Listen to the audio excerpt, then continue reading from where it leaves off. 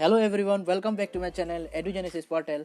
Guys, today I want to discuss with you an easy trick with the help of which you will be able to memorize the taxonomic hierarchy very correctly and the blood clotting factors, all the factors of the blood clotting in just 5 minutes. Yes, you have heard it right. In only 5 minutes I will tell you an easy trick with the help of which you will be able to remember the taxonomic hierarchy and all the blood clotting factors. तो मेरे video को आप subscribe कर दीजिए, अंतिम तक जरूर देखिए ये ट्रिक जानने के लिए। तो फिर बिना देरी के आज का वीडियो शुरू करते हैं। तो taxonomic hierarchy, you see in taxonomic, what is taxonomic hierarchy? First of all हम ये जान लेते हैं। टैक्सोनॉमिक हायरार्की एक सिस्टम है क्लासिफिकेशन, ऑर्गेनिज्म को, एनिमल को क्लासिफाई करने का। It is an hierarchy, it is an system of classification of the animals. तो टैक्सोनॉमिक हायरार्की आपका ऐसे होता है: kingdom, phylum, then class, then order, then family, genus and species. According to the characteristics of the various animals, उन लोगों को अलग अलग ग्रुप में रखा जाता है, इसे कहते हैं क्लासिफिकेशन। तो ये कुछ टेक्सा है, ये जो किंगडम एक टेक्सा है, फाइलम एक टेक्सा, एक को टेक्सा कहते हैं और सब मिलाकर होता है टैक्सोनॉमिक हायरार्की। तो इन सब को किंगडम के बाद फाइलम, ना फाइलम के बाद क्लास, किसके बाद कौन आता है, ये आप लोग याद रख सकते हैं एक इजी ट्रिक से। तो वो ट्रिक है आपका एक सेंटेंस।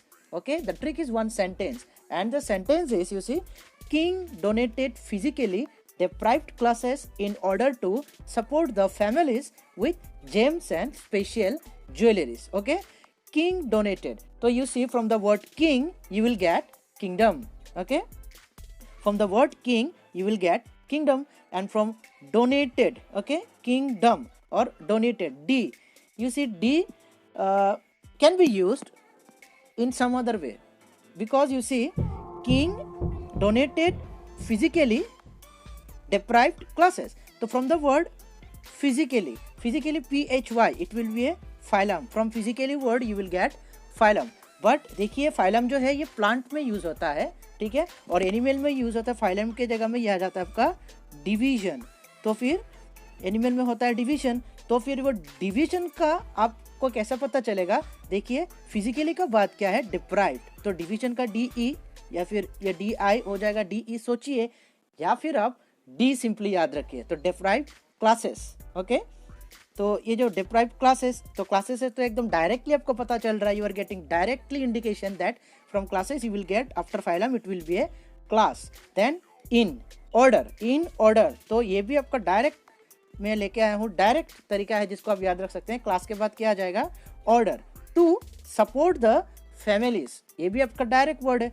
सपोर्ट द का बाद क्या है? फैमिलीज। तो फैमिलीज लास्ट ऑर्डर के बाद आएगा आपका फैमिलीज। देन विथ जेम्स, तो जेम्स से बन जाएगा आपका क्या? Genus. And after that gems and special jewelleries. तो from the special word SPE you will get species. Okay, so king donated physically deprived classes in order to support the families with gems and special jewelries. With this sentence you will be able to remember all the taxa of a taxonomic hierarchy. I hope you have understand it. So let us now go to our next topic, that is the factors of blood clotting. So blood clotting factors. In blood clotting factors can be remembered with the one sentence, that is, false promises, turmoils, civil rights and laws, and to stabilize angry civilians some provisions have been formulated. ठीक है, तो ये sentence है कि भाई झूठा वादा करके पूरा सिविल राइट्स और लॉस को, जो लोगों का सिविल राइट्स एंड लॉज है, उसको पूरा तहस नहस कर दिया गया है कुछ झूठा वादा करके।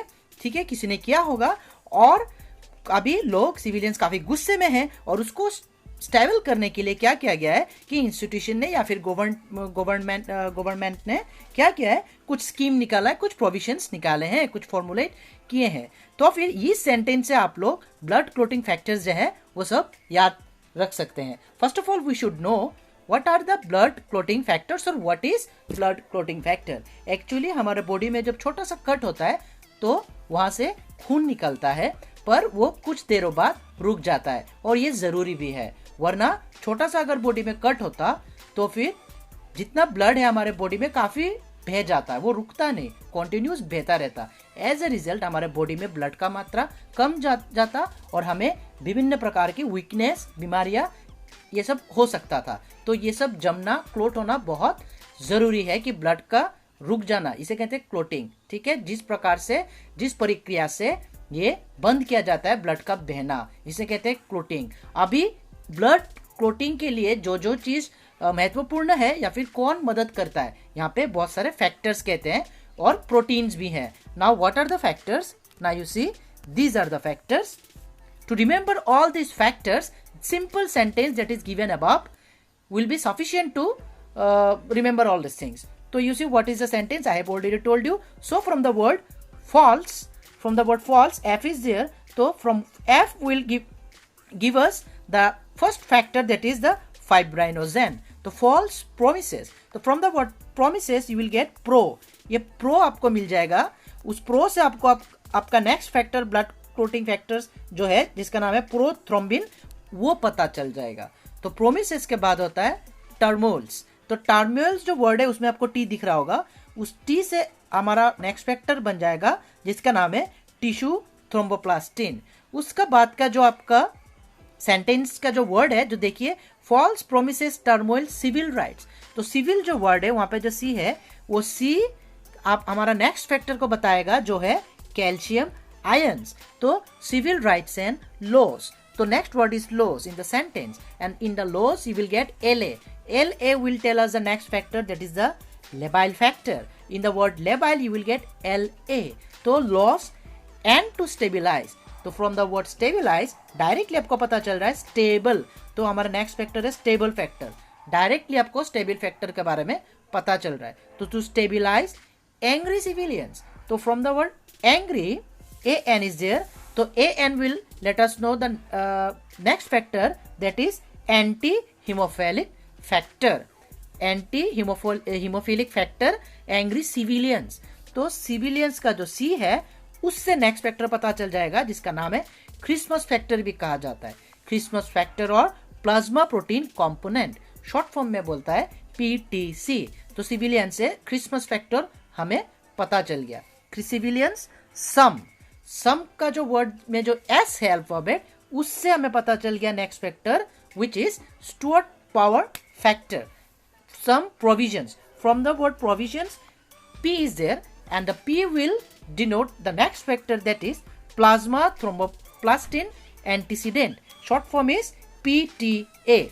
And the provisions have been formulated. From the word have, H is there. H will tell us the next factor, that is Hedgeman factor, have been formulated. From the word formulated, F is there.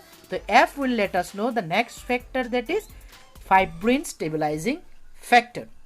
So guys, from this sentence we can remember all the blood clotting factors. And from the previous sentence, that is King donated physically deprived classes in order to support the families with gems and special jewelries.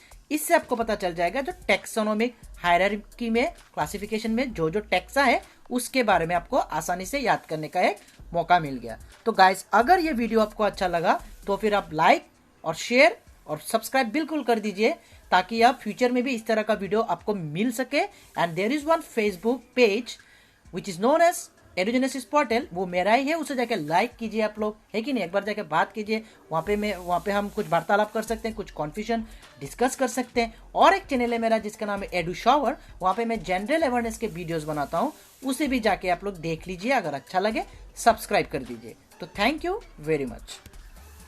Book channel